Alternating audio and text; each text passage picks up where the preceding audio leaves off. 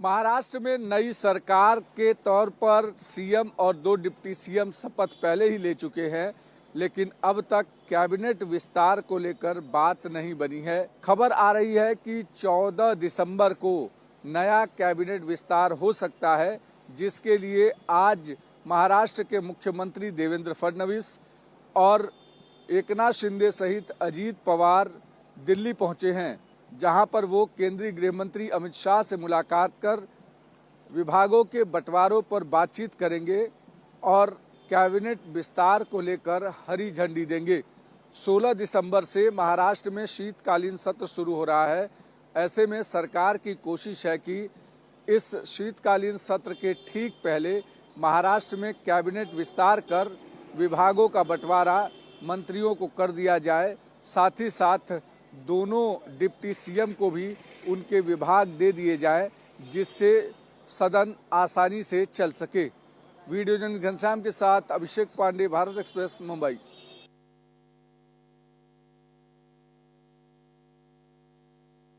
झारखंड विधानसभा के विशेष सत्र में बुधवार को राज्यपाल का अभिभाषण हुआ। इस अभिभाषण में सरकार के कामकाज को लेकर कई ऐसी बातें दिखाई दी जिससे बीजेपी की परेशानी बढ़ती हुई दिखाई दी। दरअसल जिस तरह से राज्यपाल के अभिभाषण में सरकार ने अपने कामकाज का लेखा जोखा रखा, उसमें 1,36,000 करोड़ केंद्र के ऊपर के बकाये को वसूली के लिए कानूनी प्रावधानों की बात करना, कई वर्गों में आरक्षण की और सीमा बढ़ाना और सरना धर्म कोड का गृह मंत्रालय में अटका हुआ होना और उसे निकालने की बात, ये ऐसी बातें थी जो बीजेपी के लिए कहीं से भी पाचन के लिए ठीक नहीं है और बीजेपी के विधायकों में इसको लेकर के विरोध भी देखा गया, कहीं न कहीं आपत्ति भी देखी गई। उसके बाद लगभग 11,697 करोड़ रुपए का अनुपूरक बजट पेश किया गया। अब इस पर कल वाद विवाद होगा। भारत एक्सप्रेस के लिए कैमरामैन धर्मेंद्र के साथ मधुकर आनंद, रांची।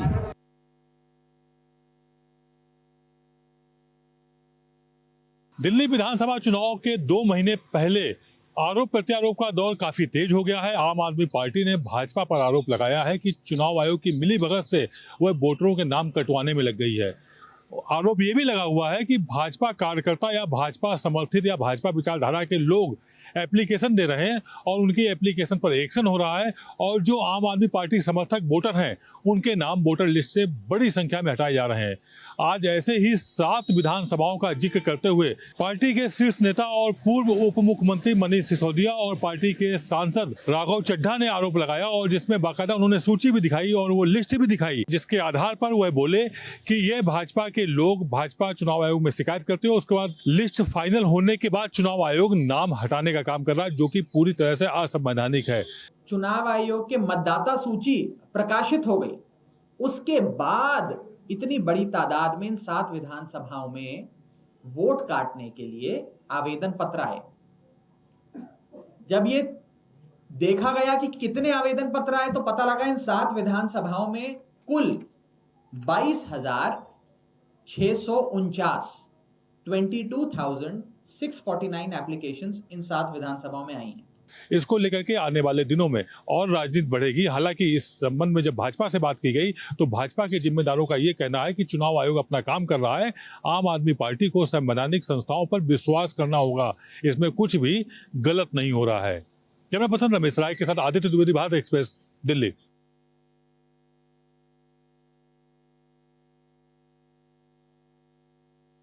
आरजेडी सुप्रीमो लालू प्रसाद यादव के बयान के विरोध में जेडीयू महिला मोर्चा ने प्रतिरोध मार्च निकाला।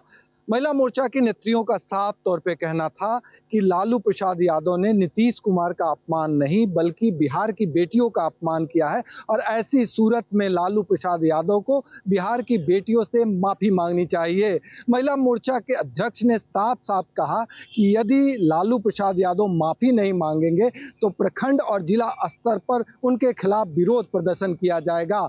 वहीं इस बात को लेकर आरजेडी की तरफ से सफाई दी गई। डॉक्टर एजाज अहमद बतौर प्रवक्ता साफ साफ कहा कि लालू प्रसाद यादव के इस बयान का गलत आशय निकाला जा रहा है। उन्होंने नीतीश कुमार के विकास कार्यों का हवाला देते हुए आंख सेकने की बात कही थी।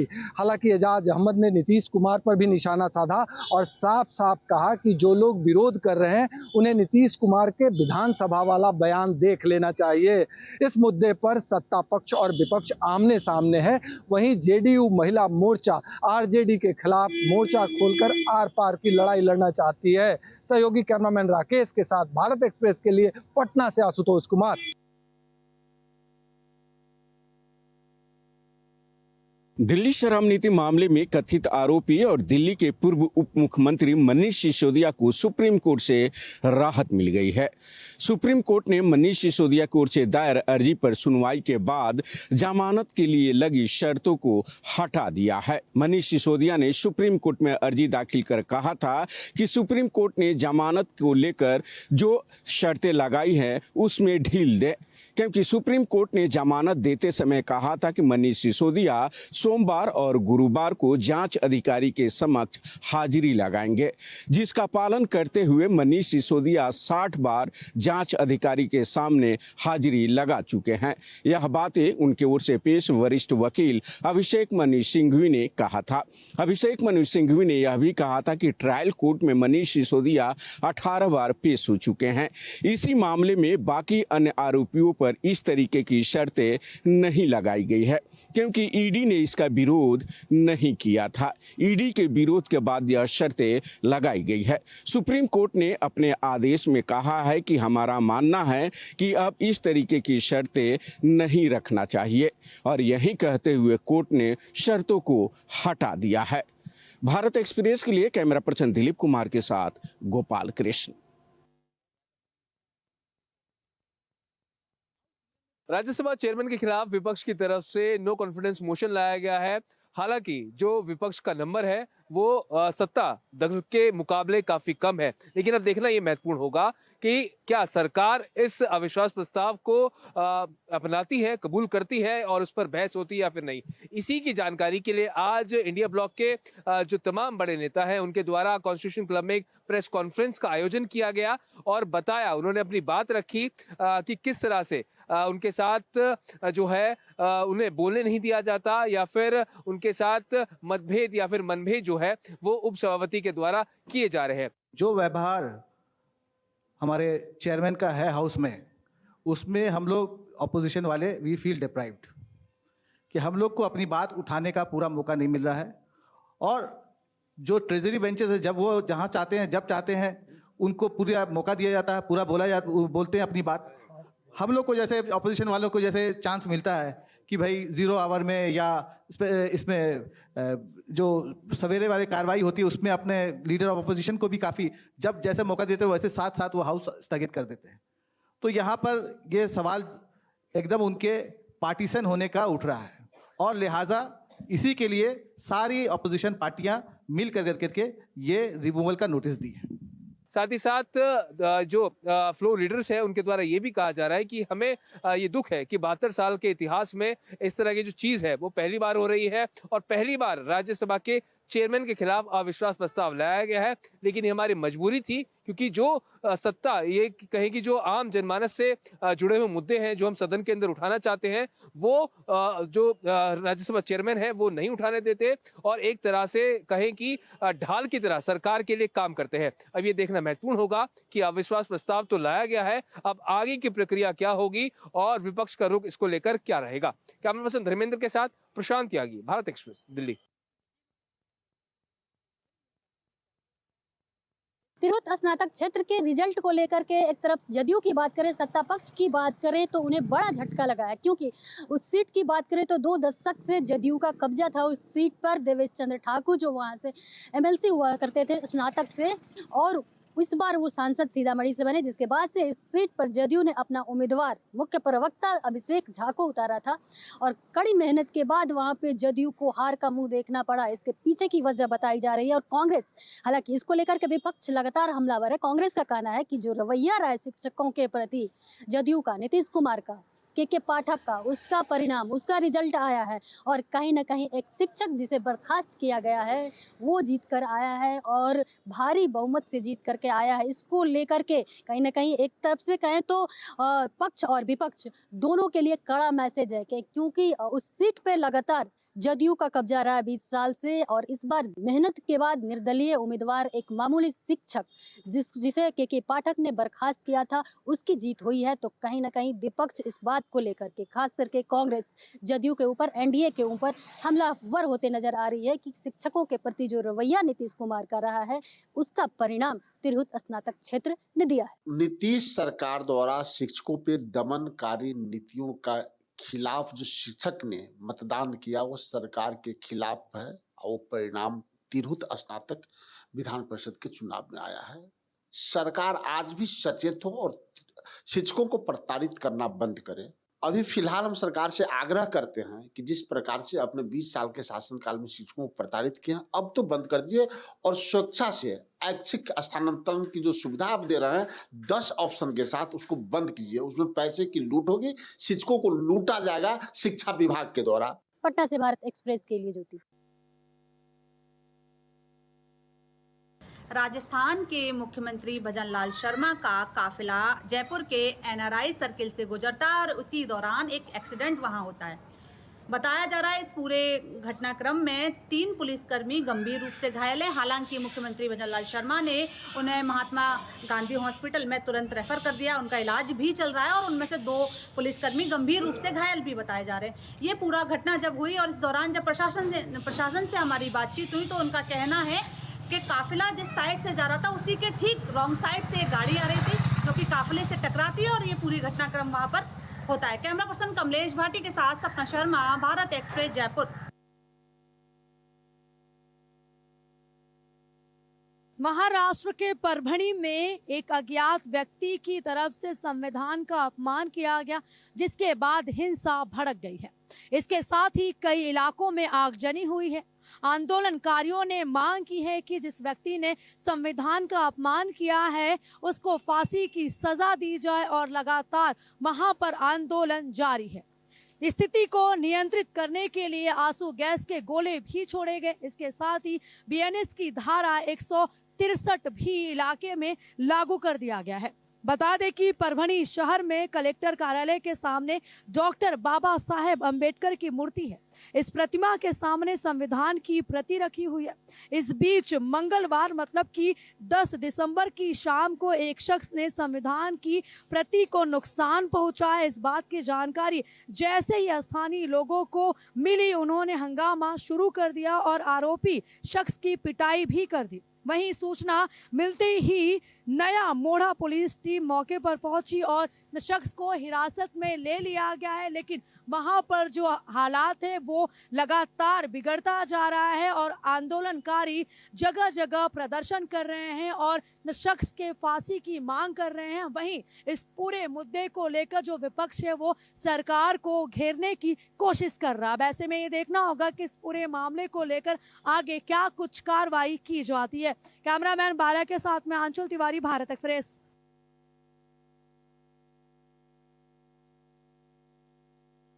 वाराणसी की अगर ऊंची बिल्डिंगों में अब अगर आग लगती है तो वाराणसी की फायर ब्रिगेड की टीम वहां पे आसानी से पहुंचेगी तथा आग पर काबू पाएगी। जी हां, आपको बता दूं कि उत्तर प्रदेश सरकार की मंशा के अनुरूप अब वाराणसी के या बल्कि उत्तर प्रदेश के हर जिलों में जितने बड़े होटल हैं या बड़ी बिल्डिंगें हैं उसमें निजी फायर सेफ्टी अधिकारियों की नियुक्ति करना अनिवार्य कर दिया गया है और इससे निश्चित ही युवाओं को रोजगार भी मिलेगा। आपको बता दूं कि अग्निशमन विभाग के द्वारा 1 जनवरी 2025 के पहले वाराणसी के सभी होटलों को तथा जितनी ऊंची बिल्डिंगें हैं उसमें निजी फायर सेफ्टी अधिकारियों को 3 शिफ्ट में रखने का आदेश जारी किया गया है। जो तत्काल अगर किसी प्रकार की अगर अप्रिय घटना होती है तो वाराणसी के फायर ब्रिगेड की टीम के साथ कोऑर्डिनेट करके उनको तत्काल सूचना देंगे तथा आग पर काबू पाने के लिए सहयोग करेंगे। साथ ही साथ निजी होटलों में लगे तथा बड़े बिल्डिंगों में फायर सेफ्टी के जितने भी यंत्र होंगे उनका निरीक्षण करना, उनकी सुरक्षा करना, उनके देखभाल करना भी उस निजी कर्मियों का काम होगा। साथ ही साथ फायर ब्रिगेड की टीम उनको बाकायदा प्रशिक्षित भी करेगी कि अगर आग लगता है तो उस पर तत्काल कैसे काबू पाया जाएगा। इसके लिए उनको पूरी तरह से फायर ब्रिगेड वाराणसी की टीम ट्रेंड करेगी और ट्रेंड करने के बाद उनको नियुक्ति पत्र भी देगी। हालांकि इस नियुक्ति पत्र में केवल अधिकार नियुक्ति का होगा, जबकि उनका पूरा खर्च जो है उस बिल्डिंग के मालिक का या होटल के मालिक का होगा। निश्चित ही वाराणसी फायर ब्रिगेड के द्वारा इस प्रकार की पहल के बाद जहां आग पर लगने में एक काबू पाया जा सकता है, इस पर नियंत्रण में एक कारगर साबित होगा। वहीं दूसरी तरफ युवाओं को रोजगार देने में, युवाओं के लिए रोजगार परक भी यह विभाग साबित होगा। कैमरा पर्सन अभिनव वर्मा के संग विमलेंद्र राय, भारत एक्सप्रेस, वाराणसी।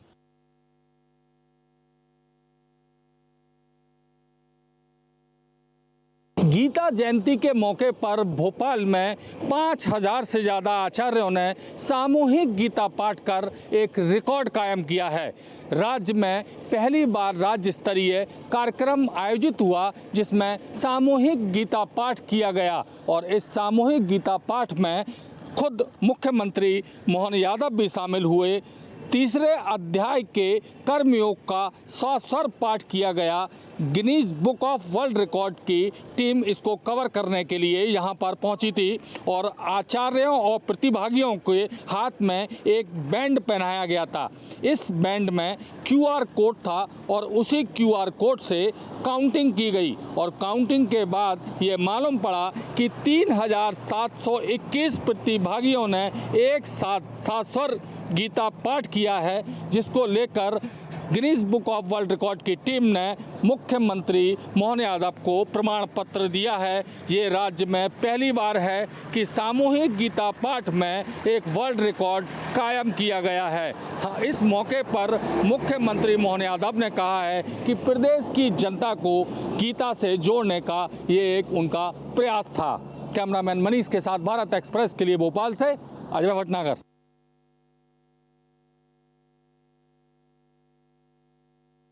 ग्रेटर नोएडा के इंडिया एक्सपो मार्ट में 4 दिवसीय कॉन एक्सपो का आज भव्य शुभारंभ हुआ। केंद्रीय सड़क परिवहन मंत्री नितिन गडकरी समेत अन्य गणमान्य लोग वहां पर मौजूद रहे।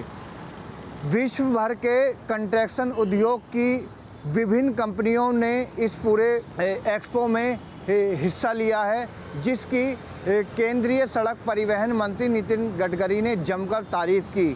यह कार्यक्रम 11 दिसंबर से 14 दिसंबर तक लगातार इंडिया एक्सपो मार्ट में चलेगा। ग्रेटर नोएडा से समीर आलम, भारत एक्सप्रेस।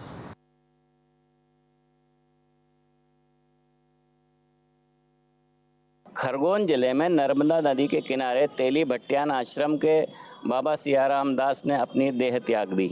आज मोक्षदा एकादशी है और आज सुबह 6:10 पर उन्होंने अपने प्राण त्यागे। बाबा के निधन पर मुख्यमंत्री डॉक्टर मोहन यादव ने शोक संवेदना व्यक्त की है और वे अंतिम संस्कार में अंतिम दर्शन और अंतिम संस्कार के लिए उनके आश्रम पहुंचे।